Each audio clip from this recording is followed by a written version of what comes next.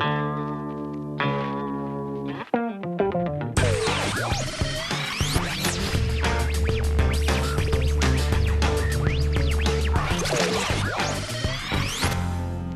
everyone, Brian from Cider Mag here, back with another episode of Line by Line, Cider Mag TV's in-depth look at the best songwriters around our music scene. Today we have a very special episode planned, welcoming 4 exceptional musicians and songwriters into the studio together as they close in on a very special performance happening this month at Tupelo Music Hall in White River Junction. Please welcome our guests for today, appearing August 30th at Tupelo in a show being called Songwriters Playing Each Other's Songs. From Rick Redington and the Love, Rick Redington. From Joey Leone and the Chop Shop, Joey Leone. From both Perfect Trainwreck and Holy Plow, both Thayer. And from the Tony Lee Thomas Band, Tony Lee Thomas. All right, welcome to Line by Line. We welcome Rick Redington, Tony Lee Thomas, both Thayer, and Joey Leone to the set. Thank you for joining me, guys. Yes. We're going to start off, we're going to dive right into the August 30th Songwriters Showcase that you guys are all involved in at Tupelo Music Hall in White River Junction. Joey, the original idea was yours, the mastermind behind it. Why did you come up with the idea, and why did you choose these 3 guys to join you on stage? Well, the idea I was stimulated by something that I had seen was George Harrison playing with Paul Simon on the old Saturday Night Live, and also a video that recently had surfaced with James Taylor and Carole King playing at the Troubadour back in the 70s. It was kind of just this idea of them playing each other's songs and the respect that they had given each other, and I was just working on a record of my own original material, and these are guys, the 3 guys that I looked up to the most as guys who were playing original material. And I figured selfishly the best way to do something like this was to get the 3 best guys that I could find who would work together, and guys I already have a relationship with, and guys I knew would stimulate the music with each other and would be cool working with each other. So who was the first phone call once you had the idea? The funny thing is, you mentioned that last time we spoke, but I don't remember exactly. It was all within 2 minutes. So I don't know if Bo was first or Rick was first, but they were all within 2 minutes of each other. And then Tony was an afterthought, of course. No, Tony actually was a guy who I had thought of,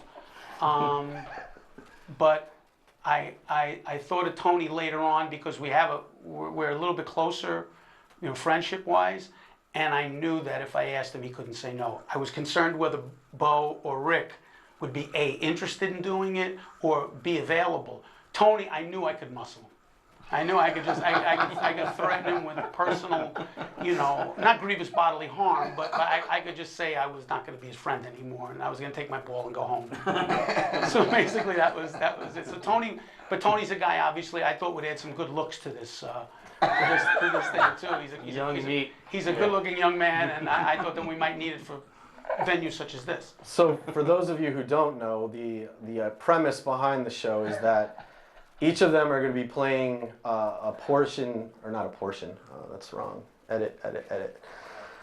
Yeah, for those of you that don't know how this show is going to work out, each of them will be playing each other's songs throughout the night, as well as a couple solo performances by each performer as well. So Rick, from Rick Redington and the Love, you get the phone call and say, here's my idea, this is what I'm interested in doing, I want to put it together, are you in? What was your first thoughts? I thought it sounded great, actually. Anytime that we get to have Joey sit in with us, he's an amazing guitar player, so it always sort of ups the ante for us. I'm actually been a fan of Bo's stuff for a while, and we kind of run in parallel paths. Tony and I have kind of been working in the same venues, but don't really get a chance to see each other. He's been at Killington the past couple of years, and I had sort of taken a break from Killington. And I know that Tony was one of the sort of unusual people who came into the ski area and kind of started playing some original music as well, which you don't really see a lot of. So to me, it made good sense, for the 4 of us to sit and play. And Bo, when you got the call, how did you feel about the idea, and why did you want to get involved? Well, I wouldn't know how much I was going to make, first of all. I don't know. Joey always is good about paying people. So yeah, it's fully just for the money. Oh, by the way, Oh yeah. but just take a check. Oh yeah. I'll be getting the 1099. Yeah, exactly. No, it just sounded like a great idea. To get four cats that kind of know each other and play in the area and do it at a venue that is a proper listening venue. Get us out of the bars into a place where people could really sit down and listen to our tunes and see how it gels. And yeah, it's a great idea. So I was like, I'm in. So the three obvious, I mean, with Rick, Bo, and yourself, Joey, being Central Vermont musicians and playing the Vermont New Hampshire circuit very heavily, enter Tony Lee Thomas from Massachusetts. So what did you think when you got the call and were asked to participate in this? What were your thoughts on it? I looked at the calendar, and I had a really busy night that night bagging groceries. I figured maybe I could talk to the manager, get a couple hours to ride up to Vermont. I mean, was I worried about Joey taking his bat and ball and going home? Not so much as the grievous bodily harm. I mean, come on, who wouldn't want to play with these three guys? So you guys, the decision gets made and the lineup is decided on, and we know we're going to Tupelo and White River Junction, which is a great room.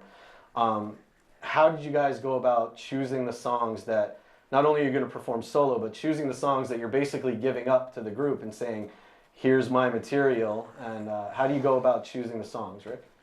For starters, I think, I tried to choose something that was pretty easy for us all to just, hang on and have fun with. Maybe, I think we each brought a couple in that'll be a little tricky for us on some levels, but I picked, on certain things I definitely could hear Bo's banjo style, you know what I mean? Certain things I definitely could hear Joey playing, leads on.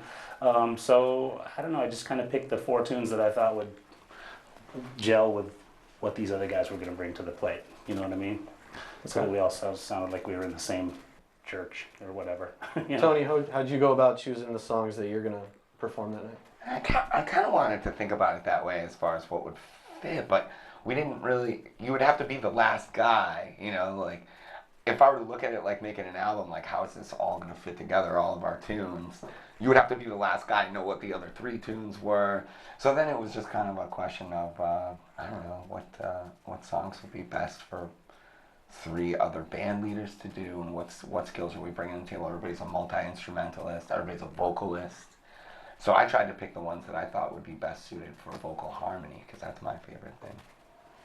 Bo being the banjo man of the group, which definitely might bring a little bit of a challenge when you're going to choose the songs, because most of your stuff is based around the banjo. How did you choose the songs that are going to be implemented that night?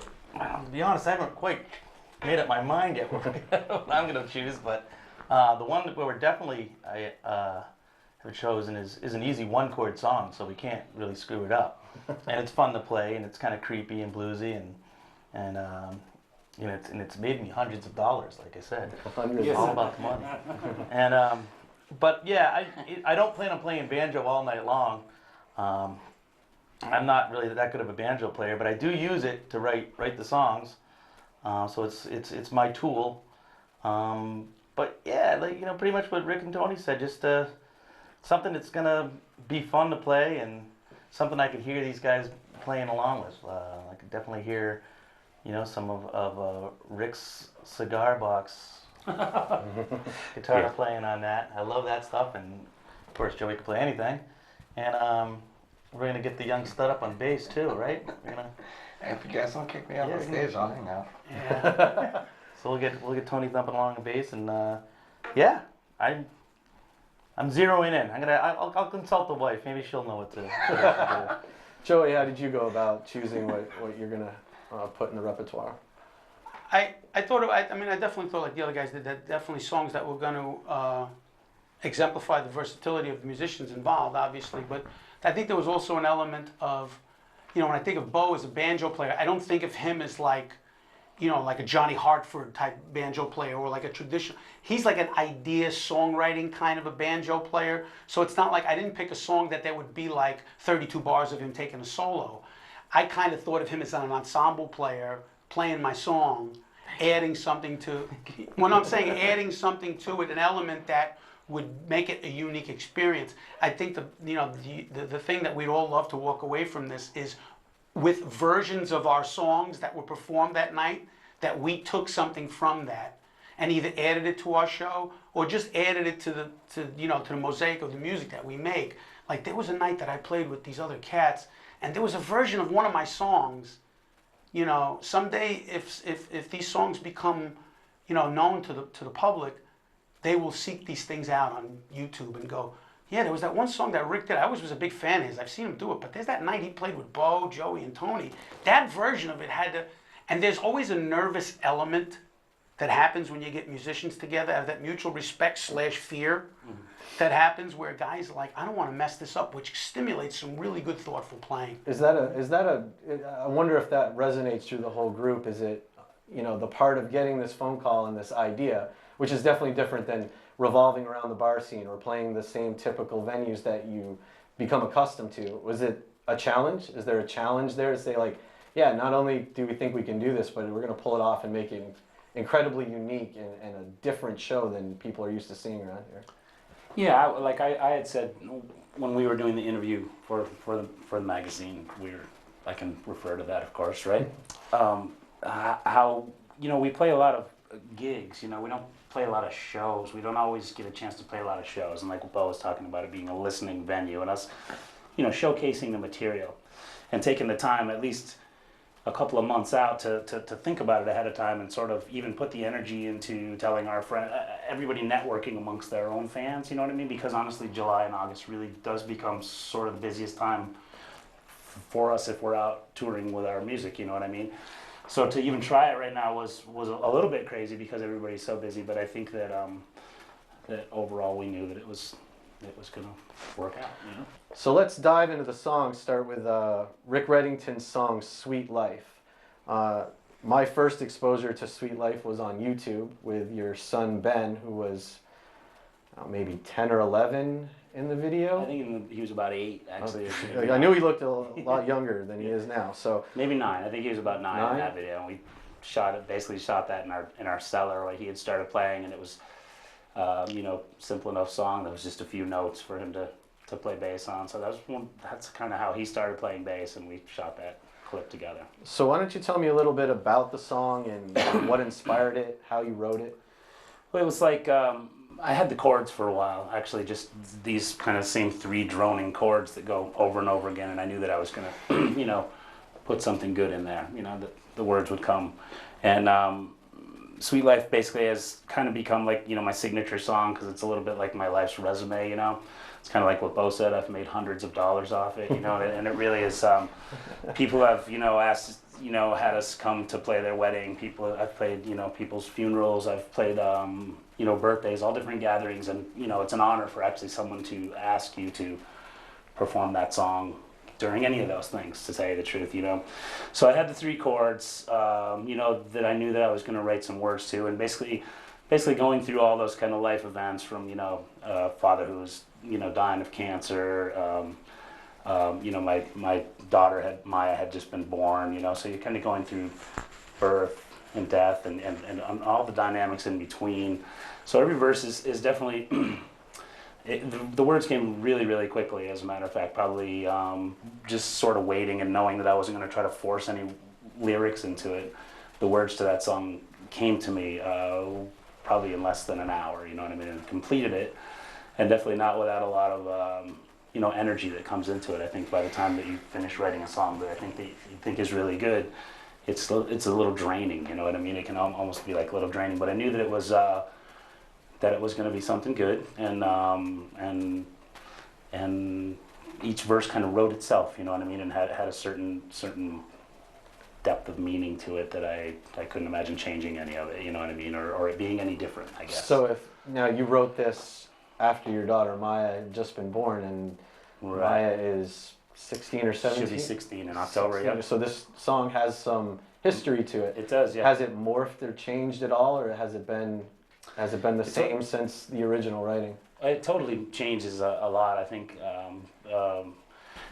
think verses can take on even different meanings, and I think that the cool thing about anything, whether it's a song or a piece of art that someone has done, is how that line or that color or something resonates to a different person, to you or somebody else who hears it. You know, and if it means that much to somebody else that it meant to you when you were originally writing it, then I think that's kind of the crux of the whole songwriting thing. You know what I mean? To resonate with somebody that hard, that has as much meaning to that person as it does to you. You know what I mean? Well, let's take a look at a couple of those lyrics. You can't really explain, it's so hard to contain, but you feel it will work out, or you might go insane. This is life. No one said it would be easy. If you could give us a little bit of meaning behind that. Today felt like that to me. In all honesty, I think it's kind of just that zenness of, you know, if you kind of want to live life to its fullest, it's definitely not going to be like a cakewalk. You're going to probably, the more adversity that you hit in your life and the more things that you struggle or go through, I think it's going to, you know, that which doesn't kill you makes you a stronger person, I guess. You know what I mean? So I think that is sort of the zen bittersweetness of. It's definitely probably the harder it is for people. In the end, I guess the quality of your life can be even better because of that stuff you've suffered through, I guess. Sure. Another lyric, well, you might not believe all the things I've seen since the 40-something years from my birth. I've been given a daughter and lost a father, so much joy and pain on this earth, but I never exchanged the sweet life that I've made. For all it's worth, I'm still quite amazed at this life. So, I mean, it's obviously bringing everything together, life, death, newborn, everything involved. It sounded great with you saying it. Hey, But go ahead, what were you going to... Well, is that really how, you know, the whole song kind of encapsulates the struggles, the joys, the ups and downs of life? I think so. I think that it is. It's like life is kind of so simple that it's actually complex. You know what I mean? Like, and I do think that's what it covers, sort of the struggles and the payoffs and the joys of it. You know what I mean? So basically that verse was about kind of like what I was just talking about in the beginning of the whole thing. So. All right. Without further ado, let's join Rick Redington with his performance of Sweet Life.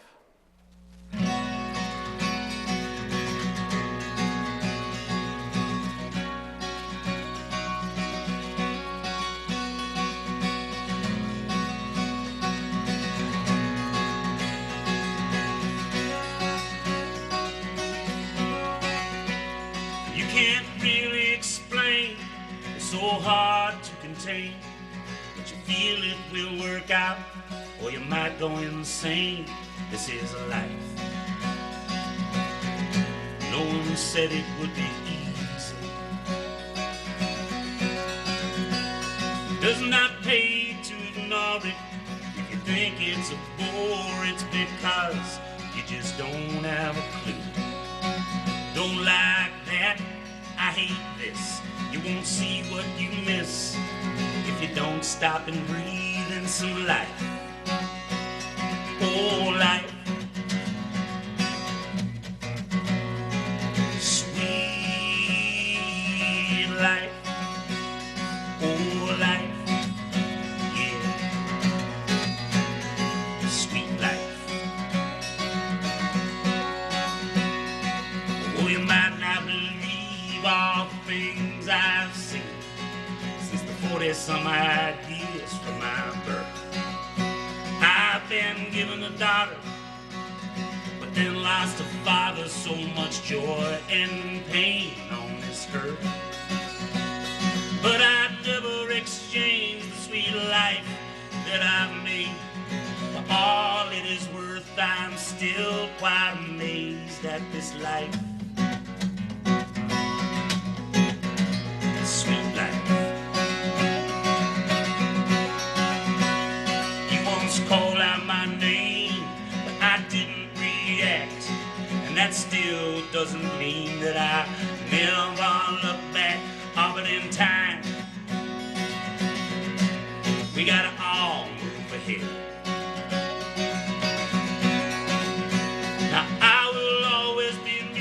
by the privilege I've abused. But hey, I still have no regrets. All these times we keep repeating the strong mental beating. All these things that they do to your head. Still they judge you wrong, but the soul is quite strong. And if you're lucky, it all turns around. Then you sit down one day, you hear yourself say, this is such a wonderful life. Oh, life, sweet, wonderful, wonderful life. Sweet life. Once I met a young girl whose place in this world was to spread this incredible light. Our time came and it went, but the time that we spent is still something that burns in my mind. Oh, love lost, it's the cost that we pay just to cross another path into this life. Oh, life. Sweet life.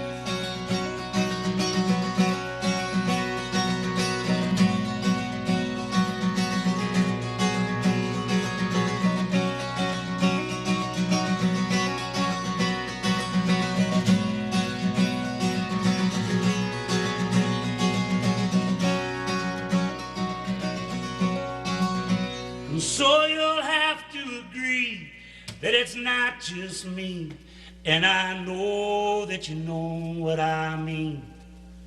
And you have heard this before, and I know it falls short, but I just like to hear myself speak. So be kind, do not talk before you finish that thought. I just like to say, have a good life. Oh, life. Sweet life. Oh, life. Sweet. Yeah. Yeah. Now, now, now.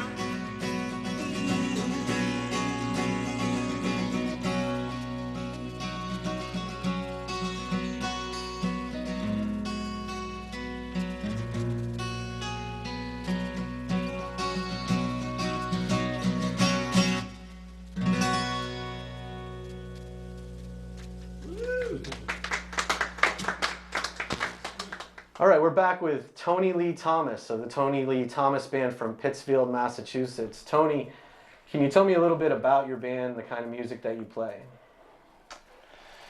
Yeah, I'm a guitarist, so that's my songwriting tool. So most of the songs are based off of guitar forms from blues to folk, and then influences beyond like bluegrass, funk.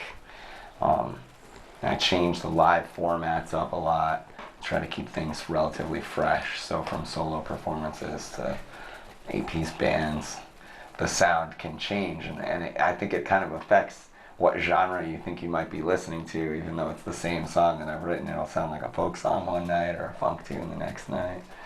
And you also play the bass guitar as well. You play bass in the band, or is that something that you do just... Once in a while, if I feel like grabbing it, and the bassist that I'm working with can play the guitar. So, one of Tony's songs that he'll be playing, or the group will be playing at on August 30th at Tupelo is Wishing Well, which is a very cool song that I was listening to earlier today, probably about 15 times. A quick couple lyrics from that I'd like to discuss. I know a place across the river, over the hills and under the sun. When you get there, it don't matter where you're from or what you've done. You've been fighting for a long time. Some battles lost, some won. Tell me a little bit first about the song in general, Wishing Well, and then those initial lyrics. what message are you trying to get across, and what does the song mean to you? Well, the idea for the song is, I mean, there are obviously a number of ways to approach writing a song. And this one in particular was, I wanted to communicate a specific idea honoring the men and women who work for hospice care. My mom has worked in hospice care for over 30 years, and it's one of those things that you don't really hear too much about until someone in your family is on their deathbed, and then it's, oh, this is who we have to work with. But these people, these professionals, build relationships with people that are not long for this world, and then they die, and then they have to do it all over again. So if you can imagine doing that for decades, as hard as it is to lose a family member or a friend, but to keep doing that as a profession, I thought that was particularly challenging and deserving of a little attention. So, but I also have never worked in hospice myself. So how do you write a song about something that you've never done? So my approach was to think about what my experience was like letting go of my grandfather in my late teens, who I spent a year or two taking care of in his last year or two of life. And then knowing, what I know from conversations that I've had with men and women who work for hospice care, the hospice nurses, and how they talk about, what you can feasibly contribute to that person's last experience. As far as trying to get them to focus on positive memories, or if they do have a religious background, and how you can encourage them to make that transition. So looking at that lyric, for example, one of the musical influences that I kind of drew upon for this song was I spent a lot of time doing vocal arrangements and choirs and stuff. So the first thing that I thought of was this old spiritual dirge, Deep River. Deep river, thy home is overturning. It's like this beautiful. But when they talk about the promised land in a lot of these old hymns, there is this sort of geographical imagery that comes along with making it a real place. Yeah. Right, and to try to personify that journey. So obviously the song went far away from a hymn or a dirge so much, but that had a big impact on it, not just lyrically, but also, I put it in the key of D to try to drop it down a little lower and to get those lower sort of, I don't know, what in my mind is sort of, subconsciously influencing my vocal, sort of this deep droning sensation that's almost more ethereal than musical, you know what I mean? Did you find writing the lyrics and writing the music for something as powerful as, a death in the family? Was it easier to write? Was it more difficult to come up with the right words and the right message, or did it come smoothly and easily? A little bit of both. I would say that it was easy in the respect that, when you draw on something so personal and so powerful in your life, it almost expresses itself. It's kind of feeling that when you were talking about your song Sweet Life and how some of the verses wrote themselves. I felt the same way writing Wishing Well. But the difficulty for me came in with, that personal emotional attachment to a tragedy in your past, So then, in order to summon that, especially in a performance, you have to kind of reface those, I don't want to say demons, but, the power of those emotions that you experience. And I think for something that important, they never really go away. And to communicate that effectively in a performance, I think you really do need to draw on that, Absolutely. My favorite lyric from the song: pitch your pennies down that well, boy, close your eyes and make a wish. Dream about your true love and that first kiss upon your lips. Maybe we're all just pennies in waters so dark you can't see, but one thing's for sure is every wish gets heard eventually. If you could expand on that and tell me what you mean. Yeah, I don't know. There's a lot in there for me. I feel like, in one respect, if I try to imagine what I would be thinking on my deathbed, I feel like the most obvious concern is like, did I do enough with my life? Like, have I done what I set out to do? Like, do my sins outweigh my victories? Like, I don't know. I feel like I would be stressing about that. So again, going back to the idea of being at someone's bedside and trying to coax them away from that precipice, and what you can ask them to put on the forefront of their attention to take it to a more positive place, to make that transition. a benevolent one. I feel like, you know, asking for that focus to change to the brightest memories and the most positive things that that person can look back on and feel good about the life that they've had, the time they've been given, you know. Which I assume is where the whole thing kind of comes together. Just look what your love can do. Yeah. It's the only thing that's true now. Yeah. So it's saying that once it's all done and over with, look what you actually accomplished with your life and the lives that you've affected. A very cool song, very cool lyrics, and we'll join Tony now for his performance of Wishing Well.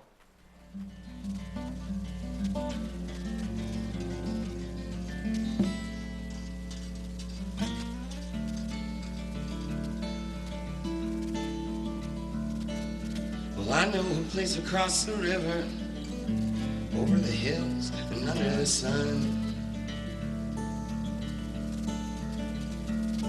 When you get there, it don't matter where you're from or what you've done. Well, you've been fighting for a long time, and some battles lost and some won. Well, I came to see you through, and I'm gonna carry you now to the place where you belong.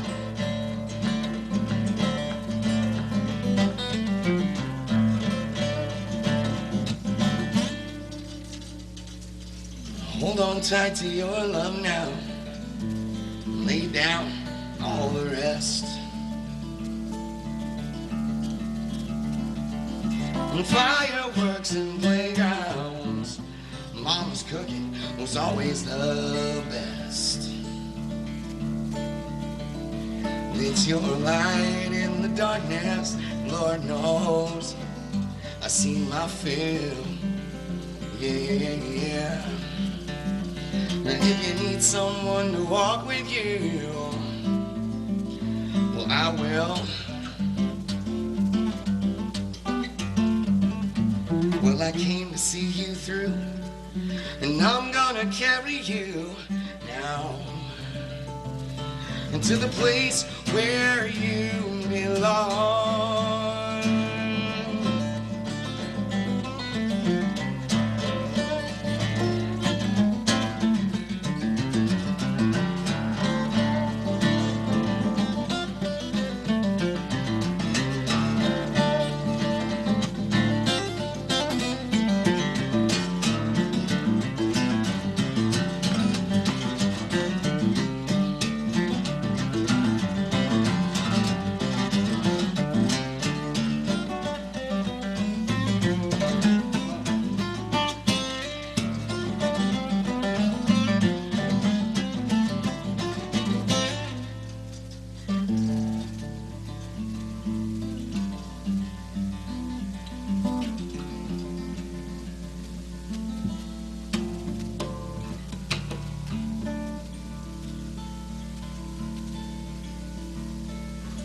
So put your pennies down that well, boy. Close your eyes and make a wish.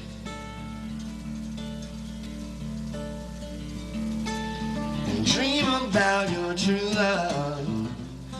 Ah, and that first kiss upon your lips. You see, maybe we're all just pennies in water so dark that you can't see.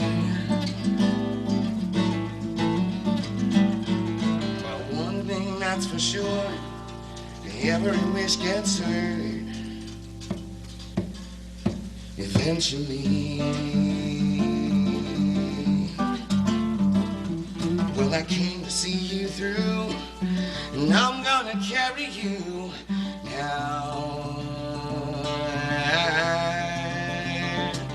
Just look what your love can do. It's the only thing that's true now.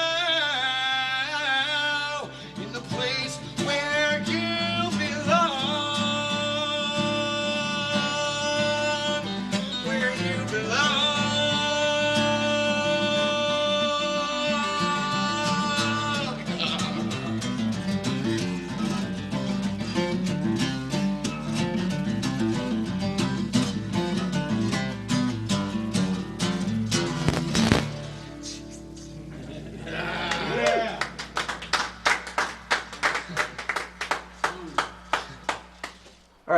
guys. I want to ask a quick question and pose it to all four of you as a group. As songwriters, does sitting around and talking about someone's lyrics and talking about the reasoning behind someone's lyric make it even more interesting to eventually be playing their songs on stage? Because knowing exactly where a song comes from allows emotion to come through in performance. I don't think any musician would argue with that. So I'm just curious what your guys' take is in the first couple songs that we've discussed here. Maybe what do you guys take out of it from listening to other people talk about their songs? Bo? Well, it's definitely a big help for me to, when I sit down and hear these songs and how I'm going to fit my little role into them, knowing, like, after hearing what their personal experience was, where the lyrics came from, it's pretty heavy, and it's like, wow, okay, that's what that song's about. All right, it's definitely helpful. But yeah, I think after hearing them sort of set up and explained will definitely give me direction as a side guy. What do you think, Joey? What comes to mind when you're listening to other musicians talk about their lyrics? Well, I think about the typical thing you see on television when they have a director working with an actor and he goes, okay, what's my motivation? It's going to motivate you what you're playing to hear that. But also, for me, it boils back down to the fact that when you put talented people together, like talented, committed people to their art, stuff like that, it's like when you plant potatoes and then when you dig them up in the fall and they just come up out of the ground. It's not surprising to me because I know the depth of these guys, and I know what. So it's going to stimulate the music, but I think for me it also is part of the bigger picture of having four guys sitting together here whose now mutual admiration, mutual respect is going to grow, which is something that it was really the thing that I really wanted to have happen. So the music to me is a given. It's going to be great music, I know that. But the relationships that are forming now between the four of us is the thing to me that is the greatest part of it. We can play music, but sitting around kidding around and talking to you and having this discussion is even bigger for that for me. So let's talk about another one. We'll talk about both theirs, Tug of War. If you could give me a little background about the song. It's a fairly new song, correct? It's hot off the presses. Hot off the press. There's a lot. I chose to bring this song to the table today just because it's the last song I've written, and so it's also so it's fresh, and a lot of songs I write them and I don't know what the hell they're about until years later sometimes, and it's like the meaning will percolate to the surface after the words have come out and everything's been written. I have songs that I still really don't get, but I get glimmers of truth come to the surface even now. So with this song, maybe you don't know exactly what it's about yet, but I would say that it's very close to what Sweet Life is about for Rick.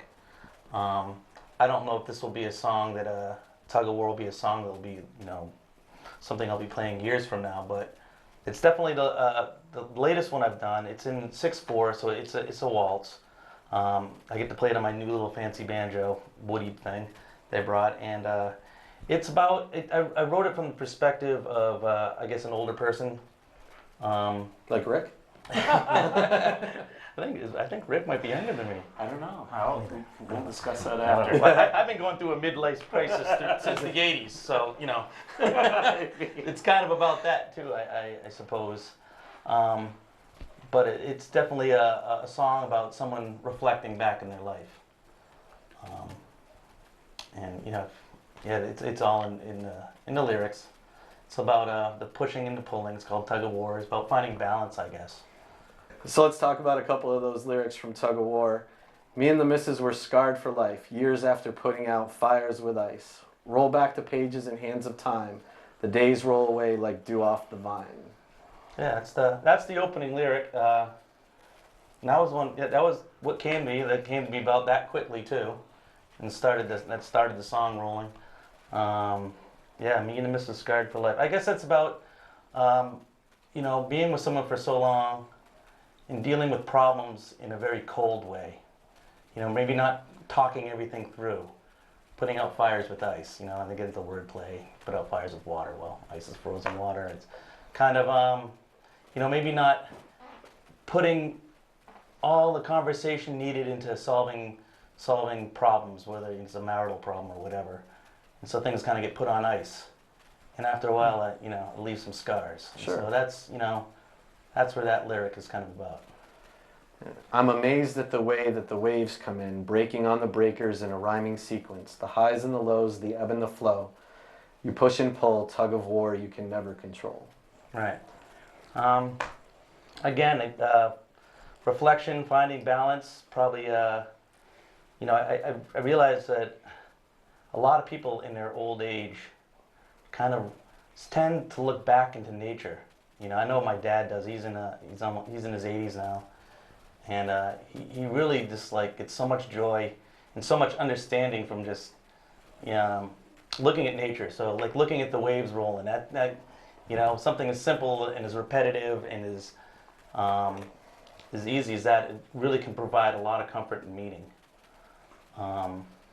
You know, and it's pushing and pulling. It's the way everything goes. There's highs and lows, the ebbs and the flows, and you know, the yin and yang, the good and the bad, the Sure. dark and the light, and the minor and the major, and you know, and it's kind of all playing in that.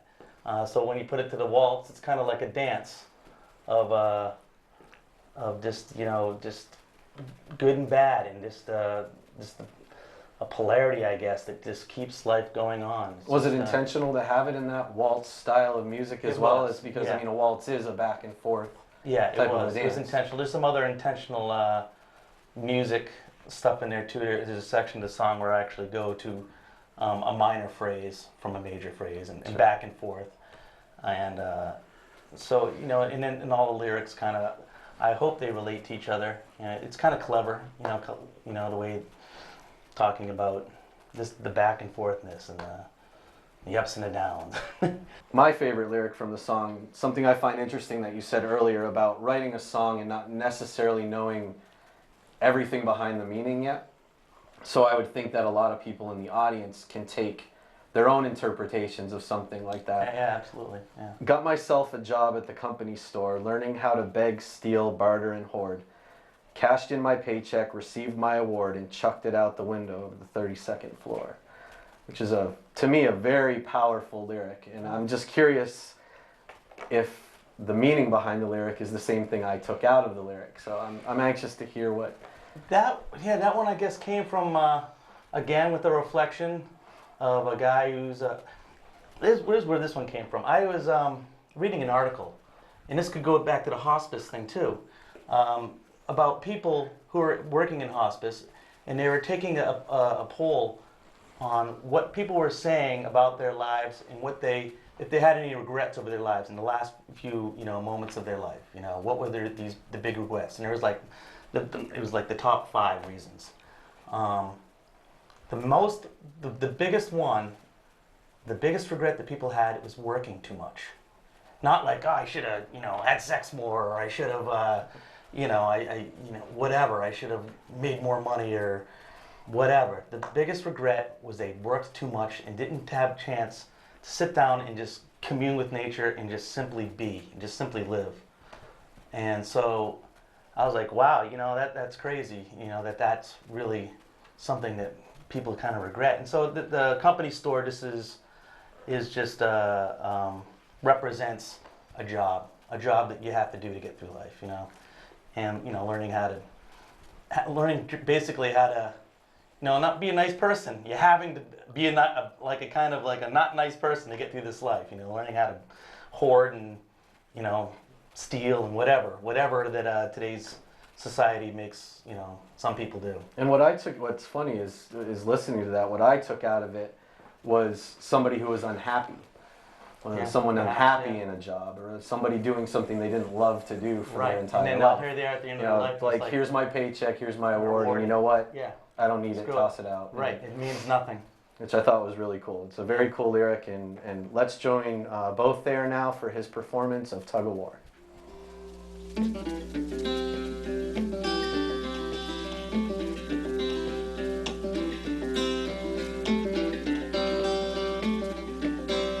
Me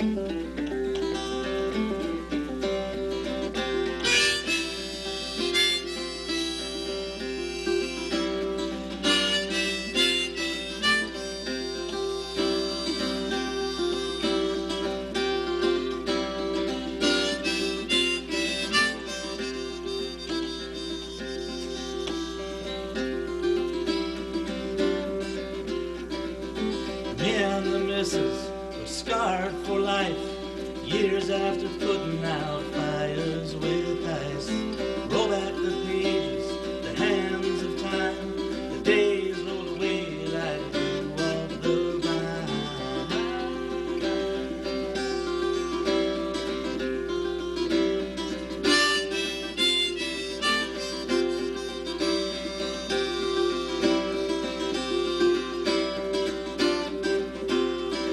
I'm amazed by the way that the waves roll in, breaking on the breakers in a rhyming sequence. It's the highs and the lows and the ebbs and the flows and the push and pull tug of war you'll never let go. It's the push and pull tug of war you can never let go.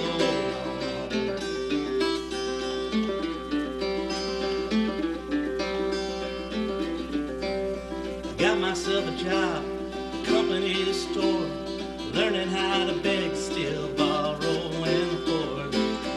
Cashed my paycheck and received my award. I chucked it out the window of the 32nd floor.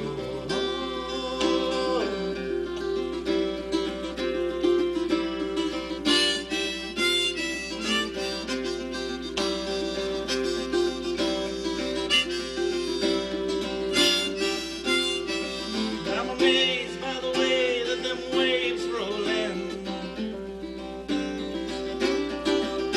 It's breaking on the breakers in a rhyming sequence. It's the highs and the lows and the ebbs and the flows and the push and pull tug of war you'll never control. Yes, the push and pull tug of war you'll never let go. No, no, no.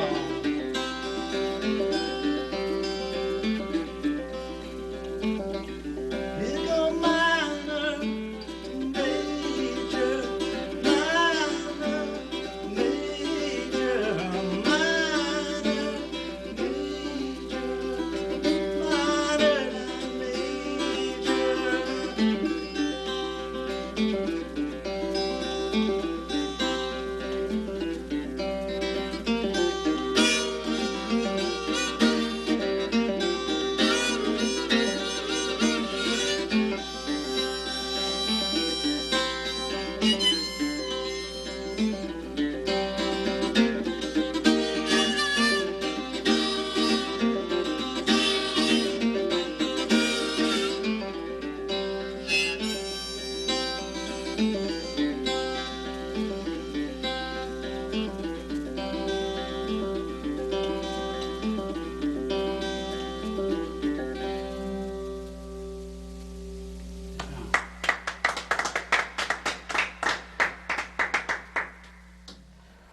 All right, now we're going to talk with Joey Leone about his song that will be featured on the August 30th performance at Tupelo Music Hall, The Sad, Sad Case of You.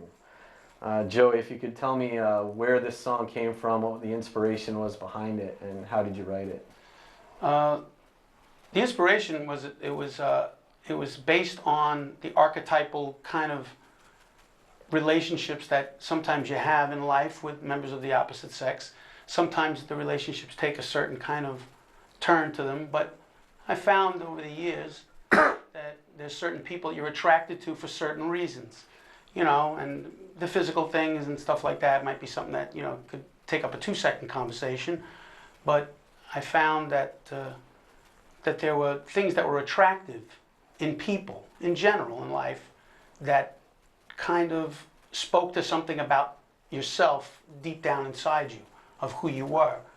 And so, but I didn't really write it about a specific person, although it was based on specific people that I've known. but it was a song that I thought had been done before. And if a guy is singing a song about a woman and he's saying that she's a sad, sad case, it could kind of take on kind of a negative tone a little bit, because he's kind of putting her down. But where I wanted the song to really go was that he was as involved and as much a part of her sadness as she was, and he had bought into it. And the sad part of the song is she's sad, but he loves the sadness, and he's seduced by it to a point where he, at the end of the song, gives up hope. So that's the toe tapper. So let's take a look at a couple of the lyrics from the song. I know it sounds insane to be in love with her pain. I've been delivered here, it's true, to the sad case of you. It's so sad, but so true, the sad, sad case of you. Yeah, I mean, it really is. He's been delivered there because, there could have been 1,000 people in the world, but he's been delivered there because there was that set of invisible circumstances that lead you to certain people and lead you to certain situations. And it's not just exclusive to relationships between a man and a woman, friendships. But there's a level of misery that I have always related to that seems somewhat familiar to me. And it doesn't seem miserable. It seems familiar. It seems like home. I've been sober for over 30 years, but my addictive personality was always, I remember the misery of being drugged up and drunk. And I remember what that felt like. And it didn't feel alien to me. It felt fine. And so the song really is about a man and a woman's relationship, but it really is, in a broader sense, about people who tend to go towards miserable situations in life, the sadness of that, the true sadness of that. You're on a subway in New York City, and you sit next to someone, you go, could this subway go any slower? Are we ever going to get there? The guy goes, you know something, you're right. But if you said to that person, what a beautiful day it is, the guy can just get up and move away. It's people's inherent kind of... Misery loves company. Yes, and so I think that part of the song really speaks to that, hopefully. Another lyric from the song, we tried to make a home where a child could run and play, but the only steps I've heard is when she runs away. She comes back, oh so sorry, how it won't happen again. Apologies over promises, but it's just a matter of when. Yeah. I mean, that's the whole thing of people that get in relationships with people who they want to change. And their relationships are based on people changing. Well, people can only change, but it's the ultimate manifestation, to me, of ego when people say, I'm going to change this person. That's a godlike projection that humans shouldn't really get into. You accept someone for what they are, or you move on. And, in the song, she comes back. She's, apologies over promises. But it's just a matter of when, that her sadness will be her glory and her frown will be her crown, which is the part of the song that really is the part that goes through the song. Right, because at the beginning of the song, it's her sadness is her glory, her frown is her crown. At the end of the song, it ends with her sadness is my glory, Right. her frown is my crown. The leading man in the tragedy, in the sad case of you. Yeah. I mean, that's... And the reason I picked this song, I've never performed this song ever before this, but the reason I picked that song, truthfully too, to get off subject a little bit, this was the song that I had given to a publisher who had listened to the song and given it to a well-known songwriter and said, this is somebody that I think we want to work with. So I thought the song was a well-written song, kind of that way too. But the song did basically, like Rick said, and Tony and both said, some of these songs kind of write themselves. Yeah, I think it's one of my best lyrics, but I swear, the song was done in 25 minutes. It was real simple chord forms. I didn't get into the whole, let me make it a jazz song, four chords, all in straight ahead, root form, to let the song really speak to itself. And if the message of the song was strong and people were going to relate to it, I don't think you have to be in a negative relationship like this to relate to the aspect of the song that speaks to a broader, like all these guys say in their songs, good songwriters like these guys, they speak to people, and like you said before, people breathe their own life and their own experience into a good song. Open for interpretation. Yeah, and I think the songwriter does that. If you're writing just for yourself, it's a selfish thing. You're not letting people in, and I think that's a trap you could get caught in as a songwriter when you're writing for yourself. But when you're writing in a broader sense, and you're not looking to write a hit record, or you're not looking to make the best message you can in the shortest period of time with the fewest maneuvers inside the song and get your idea across. Truthfully, that last line, when he says, her sadness is my glory and her frown is my crown, that to me is the saddest lyric I've ever written.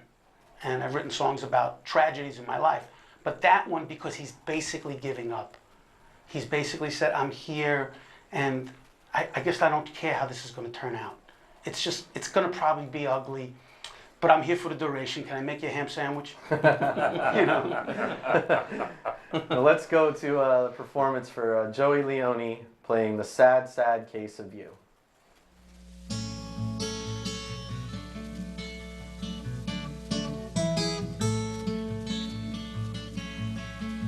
Her sadness is her glory, her frown is her crown.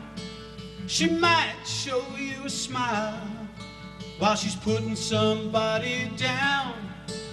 Her darkness is a beacon that can occlude any sun. The mystery of her sorrow makes her my only one. I've loved her and I've healed her. I've held her while she wept. But like the mighty oceans, I'm pulled down in her depth. I know it sounds insane to be in love with her pain. I've been delivered here, it's true, to the sad, sad case of you. Oh, we tried to make a home where a child could run and play, but the only steps I've heard is when she runs away.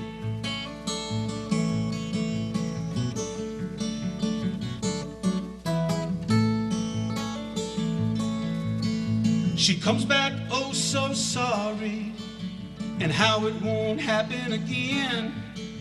Apologies over promises, but it's just a matter of when. Her sadness will be her glory, and a frown will be her crown. She'll always let you down until she comes around. Her beauty's like the trap of Venus that could tempt any fly. Her tears pull you closer, away from her goodbyes. Her sadness will be my glory, and a frown will be my crown. The leading man in the tragedy, in the sad, sad case of you. Oh, the sad, sad case, the sad, sad case of you. Oh, the sad, sad case, the sad, sad case of you.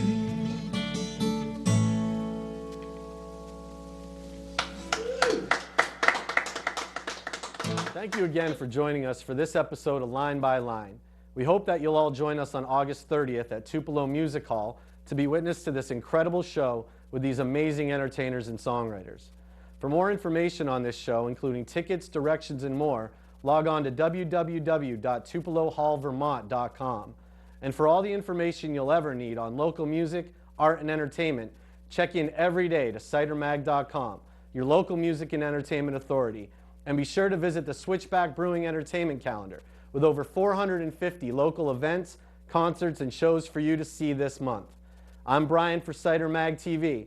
Thank you to Joey, Tony, Rick, and Bo for joining me today, and we'll see you next time on Line by Line. Welcoming 4 exceptional musicians and songwriters into the studio together at... Try that again. I think you should definitely leave that in. By the way, I That's can't not spell. my fault. I can't spell for shit, so. You know what? I should have caught. Scared for life, that's even better. Yeah, we just changed that. Retake. Wait till we get to my song. Jeez. Not about the test. I'm crying about that. Chicken. Sufferer too, right? Bo's got the leprosy song, ladies and gentlemen. His time in the leper colony. Why he deserves not be able to. Could you do? Could Robert Palmer have been here? Simply irresistible. Jesus, Tony, beautiful. It's awesome. But isn't that the song you Awesome. sang at my son's thing? Yeah. He sang that at my son's Yeah.